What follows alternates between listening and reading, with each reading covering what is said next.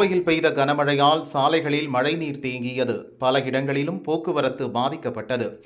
கோவையில் காலை முதலே வானம் மேகமூட்டத்துடன் காணப்பட்டு வந்தது.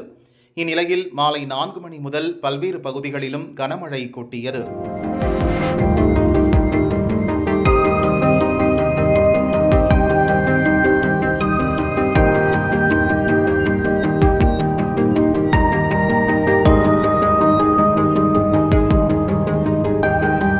தடாகம் ரோடு, காந்தி பார்க், கலெக்டர் அலுவலகம், லங்கா கார்னர், ராம்நகர், நஞ்சுண்டாபுரம், ராமநாதபுரம், கணபதி, விளாங்குறிச்சி, மதுக்கரை, தொண்டாமுத்தூர், வடபள்ளி, சாய்பாபா காலனி, போத்தனூர், காந்திபுரம், உக்கடம் உள்ளிட்ட அனைத்து பகுதிகளிலும் கனமழை பெய்தது.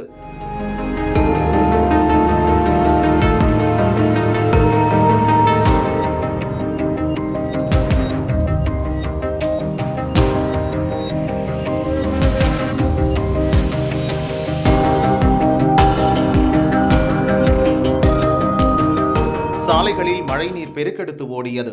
மேலும் ஆங்காங்கே மழைநீர் குளம் போல தேங்கி நின்றதால் போக்குவரத்து கடுமையாக பாதிக்கப்பட்டது.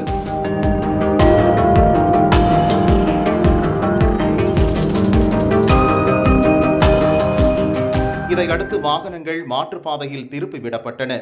எனினும் பல இடங்களில் கடுமையான போக்குவரத்து நெரிசல் காணப்பட்டது.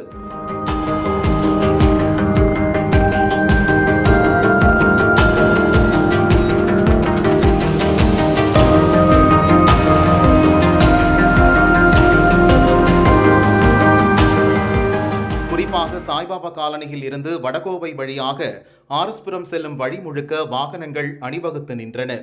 இந்நிலையில் நோயாளியை ஏற்றிக்கொண்டு அவசரமாக வந்த ஆம்புலன்ஸ் ஒன்று செல்ல வழியின்றி நின்றதால் பரபரப்பு ஏற்பட்டது.